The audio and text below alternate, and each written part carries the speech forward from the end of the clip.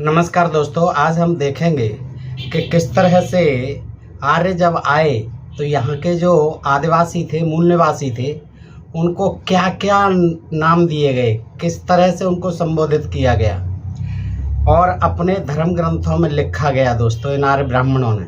तो दोस्तों आज हम यही देखते हैं। ये बड़ी रोचक जानकारी है, बड़ी महत्वपूर्ण जानकारी है जो कि तमाम भारतीय इतिहास, प्राचीन भारतीय इतिहास और तमाम धर्म ग्रंथों से संकलित की गई है। दोस्तों आइए मैं आपके सामने रखता हूँ इस जानकारी को और आपसे निवेदन करता हूँ कि इस जानकारी को आप आदि से अंत तक अवश्य देखें दोस्तों। कि देखिए, जब ये आर्य जो आए हमारे देश में तो यहाँ के लोगों को, जो आदिवासी मूल निवासी थे, उनको अनार्य कहा, क्योंकि वो आर्य थे और इनको अनार्य कहा। आदिवासी मूल निवासी थे यहाँ के लोग। और फिर अपने जो धर्म ग्रंथ इन्होंने लिखे उसमें जो है देखिए, असुर लिखा, दास लिखा, दस्यु लिखा, द्रविड़ लिखा, पढ़ लिखा, राक्षस, दानव, पिशाच, शूद्र आदि शब्दों का प्रयोग किया। ये सभी नाम वेदों से लेकर आज तक के लिखे हिंदू साहित्य में पाए जाते हैं। इनमें अब केवल दो ही नाम प्रचलित हैं, वैसे द्रविड़ और शूद्र। शेष नाम अब प्रयोग में नहीं हैं, लेकिन कहीं कहीं आदिवासियों के आज भी असुर हैं, जैसे कहीं राक्षस हैं, ये नाम भी आजकल भी मिलते हैं। तो अब जो है द्रविड़ और शूद्र दो ही नाम रह गए हैं। शेष नाम अब प्रयोग में नहीं है, वो केवल ग्रंथों तक ही सीमित रह गए हैं। अब जो है इनको क्या कहा गया है, इनके नाम जो है ओबीसी, पिछड़ा वर्ग और अनुसूचित जाति, अनुसूचित जनजाति, इस तरह से ये नाम जो है अब दे दिए गए हैं इनको। तो आदिवासियों को संबोधन ने नया नाम जनजाति दिया है, जो अनुसूचित के साथ जोड़कर अनुसूचित जनजाति बोला जाता है। वास्तव में ये सभी नाम भारत के मूल निवासियों के, अर्थात हमारे पूर्वजों के लिए ही समय समय पर प्रयुक्त होते रहे आर्य ब्राह्मणों के द्वारा अपने धर्म ग्रंथों में। तो आइए हम देखते हैं, थोड़ी थोड़ी जानकारी लेते हैं कि देखिए असुर किन्हें कहते थे। ये असुर वेदों में आदिवासियों को असुर शब्द से अनेक बार संबोधित किया गया है। आर्य अपने को श्रेष्ठ मानते थे। उनका कहना है कि देव सबसे श्रेष्ठ हैं और देव का दूसरा नाम सुर है। देवताओं का दूसरा नाम क्या है? सुर। इन ब्राह्मणों ने अपने को सुर कहा, आर्यों ने अपने को सुर कहा। और हमारे जो पूर्वज थे आदिवासी मूल निवासी, उनको क्या कहा? असुर। यानी ये सुर नहीं है। और वैसे भी ये सुरापान करते थे तो इनको जो है सुर कहा गया। और यहाँ के आदिवासी मूल निवासी वो सुरा से दूर रहते थे तो उनको असुर कहा इन्होंने। और असुर इसीलिए अपने को सुर देव, और दूसरे वे हैं जो सुर नहीं अर्थात असुर हैं, उनको असुर लिखा गया। यह बात तो सच है कि असुर आर्य नहीं है, अर्थात जो असुर हैं वे सुर अर्थात देव, देवता अर्थात आर्य विरोधी हैं, और जिन्हें असुर कहा गया वे सुर नहीं है। वेदों में असुर शब्द अनेक स्थानों पर प्रयुक्त हुआ है। वहाँ इनका अर्थ बलवाचक है, वहाँ इनका अर्थ बलवाचक है, बलवान होते थे। और असुर अति बलवान थे। वेदों में इन असुरों के साथ घृणा प्रदर्शित की गई है। वैदिक साहित्य के विद्वान सात बलेकर ने असुर को संधि विच्छेद कर व्याख्या की है। असुर अर्थात असु धन र, असु का अर्थ है प्राण और र का अर्थ है रक्षक, यानी प्राणों का रक्षक असुर बनता है। असु धन र, र फॉर रक्षक और असो फॉर प्राण, जो प्राणों की रक्षा करता है, वो किसी भी जीवधारी के प्राणों की रक्षा करता है, उसको असुर कहा जाता है। इसका अर्थ यह हुआ कि जो प्राण देकर भी दूसरों के प्राणों की रक्षा करता है वह असुर है। अर्थात आर्यों ने जब भारत पर आक्रमण किया उस समय प्राणों की बाजी लगाकर इन लोगों ने देश के लोगों की रक्षा की। ऋग्वेद में इंद्र, अग्नि, सूर्य को असुरंध कहते हैं। क्या कहते हैं? इंद्र को असुरंध। जिसका अर्थ है असुर को मारने वाला। इससे यह प्रकट होता है कि असुर और आर्यों में घोर संग्राम होते रहे और असुर आर्य विरोधी थे। लोग अपने महान व्यक्तियों को क्या कहते थे? देवता कहते थे। फारसी में स को ह कहते हैं और असुर को अहोर कहते हैं। फारसी में वहाँ अहोर देवता माने जाते हैं। अवेस्ता में अहोर का अर्थ देवता है। जो पारसियों का ग्रंथ है अवेस्ता, उसमें अहोर का अर्थ देवता है, यानी असुर को अहोर कहते हैं वो लोग, और अहोर को देवता माना जाता है। इस प्रकार पारसियों का अहोर अनार्यों का असुर रूप है। कीथ का कथन है कि आर्यों और असुरों का धर्म अलग अलग था और एक दूसरे से भिन्न और विरोधी था। असुर मांस मदिरा का सेवन नहीं करते थे, जबकि आर्य देवता, क्योंकि ये ठंडे मुल्क से आए थे तो ये क्या करते थे? मांस मदिरा खूब खाते थे। आर्य जो है मांस मदिरा पर ही जीवित थे, और चूंकि सुरा अर्थात शराब का सेवन करने से ही आर्यों के देवता सुर कहलाते थे। क्या कहलाते थे? सुर कहलाते थे। अनार्य शराब नहीं पीते थे, इसलिए उनको असुर कहते थे। आर्यों के प्रारंभ ग्रंथ वेदों में असुरों को कहीं भी शराब पीते नहीं लिखा है, जबकि आर्यों के देवता इंद्र, वरुण, सूर्य, वायु को घड़ों शराब पीते हुए वर्णित किया गया है। यहाँ यह स्पष्ट करना समीचीन है कि जो विनाश लीला आर्यों द्वारा अनार्यों की गई वह विकृत मस्तिष्क अवस्था में ही की जा सकती है, यानी नशे में ही की जा सकती है, और जो बिना नशे की हालत के संभव ही नहीं थी। हिंदू ग्रंथों में सोमरस का तो बड़ी मात्रा में पान करते थे ये लोग, वो भी मादक पेय होता था। हिंदू ग्रंथों में बाद को असुरों को शराब भोगी लिख दिया है, बाद में असुरों को शराब पीने वाला लिख दिया है। जो समुद्र मंथन हुआ था उससे कह दिया गया कि इनको जो है पिलाई गई मदिरा दैत्यों को, राक्षस असुरों को, तो तब से इनको कह दिया गया कि ये शराब भोगी हैं। इसका कारण यह हुआ कि जब हिंदू देवताओं को बौद्ध काल में शराबी कबाबी कहकर आलोचना हुई तो हिंदू लेखकों ने यह तोहमत असुरों पर डाल दी। संपूर्ण प्राचीन साहित्य को हिंदू लेखकों ने अपनी झेप मिटाने के लिए मिलावट किया।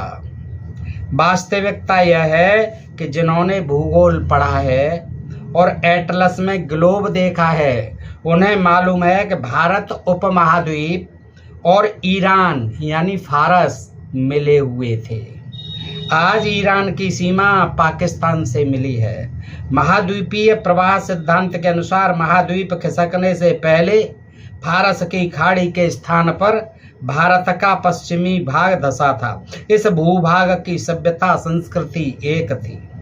यह सभ्यता भूमध्य सागर के दक्षिणी पश्चिमी भाग में फैली थी। जब महाद्वीप खिसके यानी डिफ्ट हुए तो ईरान भारत से दूर हो गया और सभ्यता भी दो टुकड़ों में बट गई। ईरान में यह सभ्यता असीरियन सभ्यता कहलाई और भारत में असुर सभ्यता। असीरिया में असुर को ही अहुर कहते हैं। असीरियन सभ्यता और द्रविड़ सभ्यता एक ही है। एक उद्गम स्थल से उपजी सभ्यता दो नामों में स्थल के हिसाब से बाद में बट गई है। ऋग्वेद के 10वें मंडल में असुरों का देव जाति के शत्रुओं के रूप में उल्लेख किया गया है। किसका? ऋग्वेद के 10वें मंडल में असुरों का देव जाति के यानी देवता जाति के शत्रुओं के रूप में उल्लेख किया गया है। देवता जाति के तो शत्रु लिखे ही गए। वेद में देवों द्वारा इन्हीं असुरों का वध किया गया है। यही असुर बाद को अथर्ववेद में दानव कहलाए। अथर्ववेद में क्या कहलाए? ये दानव। इन्हीं असुर दानवों ने आर्यों से युद्ध किया था। ये असुर दानव आज भी भारत भूमि में रहते हैं। आज ये असुर आदिवासियों के नाम से भारत में रह रहे हैं। भारतीय आदिवासी के लेखक ने लिखा है कि असुर लोग जिन्हें भारतीय आदिवासी माना है, बिहार पश्चिमी बंगाल राज्य में निवास कर रहे हैं। ऋग्वेद की व्याख्या करते हुए विल्सन महोदय ने लिखा है कि असुर भारत की वैदिक जाति प्रतीत होती है, जिनके नगर, ये वैदिक जाति असुर जो है, जिनके नगर इंद्र आर्य सेनापति ने नष्ट किए थे। महाराजा वृत्र असुर थे जिनका इंद्र से युद्ध हुआ था। इसका अर्थ यह हुआ कि वृत्र के वंशज भारत में आदिवासी के रूप में आज भी बिहार और बंगाल में पाए जाते हैं।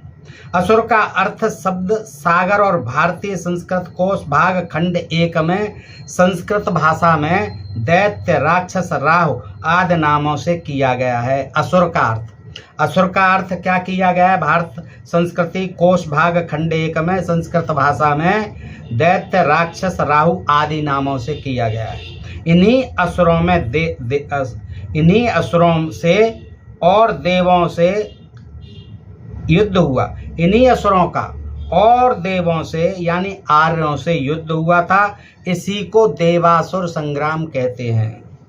सिंधु की सभ्यता में असुर संस्कृत के चिन्ह मिले हैं, जिनमें आर्यों और असुरों का युद्ध हुआ प्रतीत होता है। इसका आशय यह स्पष्ट हो जाता है कि असुर आर्यों से हारकर सिंधु घाटी क्षेत्र से भाग खड़े हुए थे और बाद को यही बिहार और बंगाल को भाग गए थे, जो आदिवासी के रूप में आज भी वहां रह रहे हैं। आप समझ रहे होंगे दोस्तों कि किस तरह से जब देवासुर संग्राम हुआ था आर्यों का और असुरों का, तो वहां से जो है, ये कहां से, सिंधु घाटी की जो सभ्यता है वहां से खिसक कर ये कहाँ चले गए थे, इधर आ गए थे आपके बिहार और बंगाल, उड़ीसा आदि इन प्रांतों में ये चले गए थे और आदिवासी के रूप में ये आज भी वहाँ रह रहे हैं। असुर जनजाति के लोग आज भी हैं, राक्षस जनजाति के लोग आज भी हैं।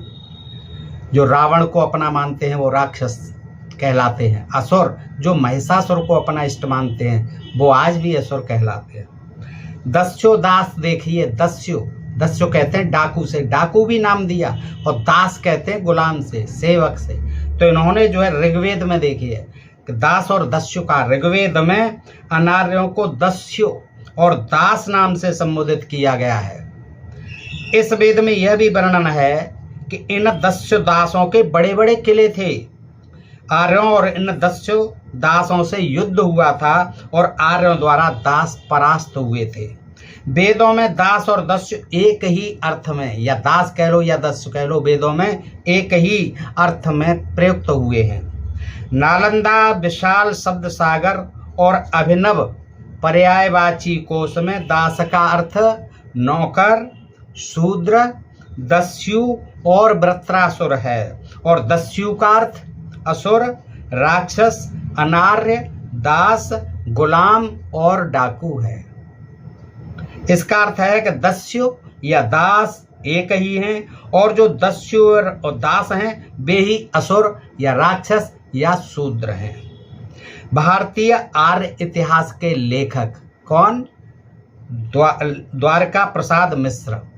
भारतीय आर्य इतिहास के लेखक द्वारका प्रसाद मिश्र ने श्री एस.वी. केतकर का मत उद्धृत किया है, जिसमें श्री केतकर ने माना है कि दास और दस्यु एक ही हैं। ऋग्वेद में दास आर्यों के शत्रु के रूप में वर्णित हैं। जब ये दास आर्यों से हार गए थे, तो आर्यों ने अपना नौकर बना लिया। वे ही दास नौकर कहलाए। जो नौकर नहीं बने अथवा भाग खड़े हुए, वे नौकर नहीं बल्कि दास ही बने रहे। यह दास जाति भारत के उत्तर प्रदेश और राजस्थान में आज भी पाई जाती है। नाग जाति जिसे कहा जाता था, दास जिनको कहा जाता था, और वहाँ दाह भी कहा जाता फारस में, नाग को दाह कहते हैं। तो यह जाति भारत के उत्तर प्रदेश और राजस्थान में आज भी पाई जाती है। जिन जातियों के नाम के पीछे दास शब्द जुड़ा होता है, क्योंकि मनुस्मृति आदि सभी ग्रंथों में कहा कि शूद्र का नाम जो है दास से युक्त होना चाहिए, शुद्ध दास का परिचायक होना चाहिए, यानी नाम के साथ दास अवश्य लगना चाहिए उपनाम, जिससे कि मालूम पड़ सके कि यह दास है, ये गुलाम है, ये सेवक है, ये नौकर है, ये अनार्य है, ये शूद्र है, इसलिए उन्होंने लिखा। तो यही जो है जिन जातियों के नाम के पीछे दास शब्द जुड़ा होता है, वे इन्हीं दासों के वंशज हैं। आज लेकिन ऐसा नहीं है। आज तो तुलसीदास, रहीमदास, कबीरदास, ये शब्द जो है इन्होंने भी लिखे, तुलसीदास के भी पीछे लिखा था। तो लेकिन उस समय जो है दास शब्द का मतलब ही सेवक, नौकर, गुलाम और ये होता था, और इसीलिए उनके नाम के आगे दास, और उनको स्वयं दास पुकारा जाता था। दास नाम केवल शूद्रों के ही होते थे, और इनके धर्म ग्रंथों के अनुसार जैसे दास शब्द जो है वो शूद्रों के ही होते थे पहले।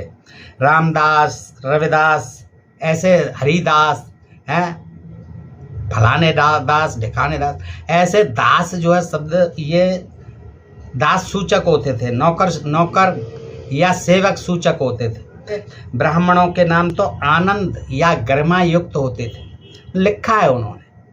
क्षत्रिय के नाम बल एवं ऐश्वर्य सूचक, वैश्य के नाम लक्ष्मी सूचक, और शूद्रों के नाम सेवक सूचक होते हैं।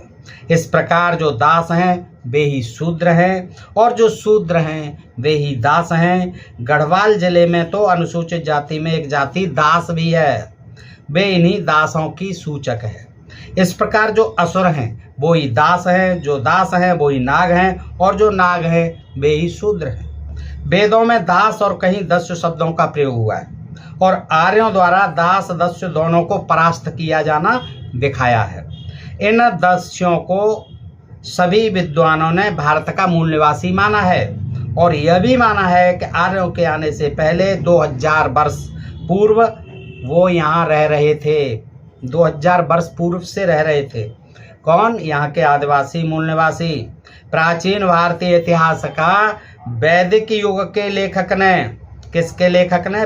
प्राचीन भारतीय इतिहास का वैदिक युग के लेखक ने लिखा है कि इन दस्युओं के अनेक किले थे। आर्यों ने इन दस्युओं को मारा और इनके किलों को ध्वस्त किया। ऋग्वेद 2/12/10 तथा 1/100/12 में ऐसे उदाहरण हैं जो यह प्रमाणित करते हैं कि इंद्र द्वारा दस्युओं की हत्या करने के कारण ही उसे दस्युअंता और दस्योज्जित भी कहा गया है। ये दस्यु आर्यों से भिन्न और यज्ञ विरोधी थे, इसलिए उन्हें वेदों में कहीं कहीं अपज्यमान भी कहा गया है। दास कौन थे के लेखक ने लिखा। दास कौन थे? इस पुस्तक के लेखक लिखते हैं कि दास आर्यों से अधिक ऐश्वर्यवान और सम्मान प्रिय थे। वे आर्यों के सामने झुकते नहीं थे। जब वे आर्यों द्वारा परास्त होकर निर्वासित कर दिए गए तो मारे मारे घूमने लगे। इन आर्यों से बदला लेने के लिए ये उनकी बस्तियों पर अचानक हमला करते थे, जो बस्तियां आर्यों ने इनसे छीन ली थी। इसीलिए आर्यों ने इन्हें क्या कहा? दस्यु अर्थात लुटेरा कहा। इनकी बस्तियों को जिन आर्यों ने छुड़ा लिया युद्ध में पराजित करके, उनको ये फिर से अपना हथियाना चाहते थे, पुनः अपना कब्जा चाहते थे अपनी बस्तियों पर, अपने घर मकानों पर। तो इनमें ऋग्वेद आदि वेदों में इन्होंने क्या लिख दिया? आर्य ब्राह्मणों ने नहीं दस्यु कहा, डाकू कहा, लुटेरा कहा। फारसी में जरस्थु को दस्यु कहते थे। फारसी में जरस्त्र को दस्यु कहते थे। जरस्त्र कौन थे? पारसियों के आचार्य थे, देवता थे, जो बहुत सम्मान के साथ पूज्य थे, और उन्हें फारसी में जरस्थु को क्या कहते थे? दस्यु। वहाँ देखिए सम्मान सूचक है, पूजनीय था दस्यु शब्द, और यहाँ डाकू लुटेरे को कहते थे। इसका अर्थ है कि फारसी में दस्यु का अर्थ आदरणीय है। जरस्थु ही असुर संस्कृति के जन्मदाता हैं। जरस्थ्रू, यही जो है इस असुर यानी अहोर संस्कृति के जन्मदाता हैं और जरस्थ्रू बहुत सम्माननीय तथा पूजनीय देवता माने जाते थे। इस प्रकार दस्यु का संबंध भी भूमध्य सागरीय क्षेत्र असीरिया से जुड़ जाता है, जैसे असुर और दास, क्योंकि वहां तक फैला हुआ था भारत पहले। वेदों में अग्नि द्वारा दस्युओं के हनन का वर्णन है। फारसी में जरस्थ्रू को अग्नि द्वारा जलाए जाने का वर्णन है। देखिए वहां भी जो है जरस्थ्रू को, जो देवता थे उनके पारसियों के, फारसी में जरस्थ्रू को अग्नि द्वारा, अग्नि भी देवता था, अग्नि की भी पूजा करते थे, उसके द्वारा जलाए जाने का वर्णन है। जरस्थ्रू, जरस्त्र और जरस्थुस्त्र एक ही नाम है। अमरकोश में दस्यु को दुश्मन माना है। यह सही है कि आर्य जिन्हें दुश्मन मानते थे उन्हें दस्यु कहते थे। दस्यु का अर्थ नाग भी है और जरस्त्र नाम का भी, जरस्त्र भी नाग का नाम होता है। इसी कारण विद्वानों ने दस्युओं को नाग माना है और इस प्रकार दास, दस्यु, नाग एक ही वंश के विभिन्न नाम हैं। निष्कर्ष यह है कि दास, दस्यु, असुर, नाग, शूद्र एक ही है। इनके किले थे जो आर्यों ने ढा दिए और राज्य छीन लिए गए। वे वैदिक आर्यों से भिन्न थे। फारसी में दस्यु और जरस्त्रुस्त एक है और भारतीय दस्यु आदिवासी हैं, अनार्य हैं। देखा, असुर, नाग, दास, दस्यु, दानव सब एक ही हैं और यही भारत के आदिवासी और मूल निवासी हैं, जिनको आर्यों ने अनार्य कहा और ये तमाम संज्ञाएं उनको दी दोस्तों। और तमाम इनके ऐतिहासिक और वैद आदि से शास्त्रों से साक्ष्य मिलते हैं। तो आज आपने इस वीडियो के माध्यम से ये जाना कि हमारे जो पूर्वज यहाँ रहे थे, आदिवासी मूल निवासी थे, उनको आर्यों ने आकर देखे, उनसे युद्ध कर करके उनको किलों को ध्वस्त किया, उनको मारा, उनकी सभ्यता को हड़पा और फिर इन लोगों को असुर, राक्षस, दस्यु, दास, लुटेरा, द्रविड़ आदि, नाग, तमाम इन नामों से जो है नवाजा दोस्तों। तो बताइए ये जानकारी आपको कैसी लगी। अच्छी लगी हो तो मित्रों में भी अधिकाधिक शेयर करें और जिन मित्रों ने अपने प्रिय चैनल ढोल में पोल को अभी तक सब्सक्राइब नहीं किया, उनसे अनुरोध है कि वो अपने प्रिय चैनल ढोल में पोल को सब्सक्राइब कर लें, ताकि हम ऐसी ही जानकारी जो आज तक आपने नहीं जानी है, विभिन्न प्रमाणों के आधार पर, साक्ष्यों के आधार पर हम आपके सामने लाते रहेंगे दोस्तों। फिर मिलते हैं ऐसी किसी जानकारी के साथ अगले वीडियो में। तब तक आप सब मित्रों का हृदय से आभार, नमस्कार, जय हिंद, जय भारत दोस्तों।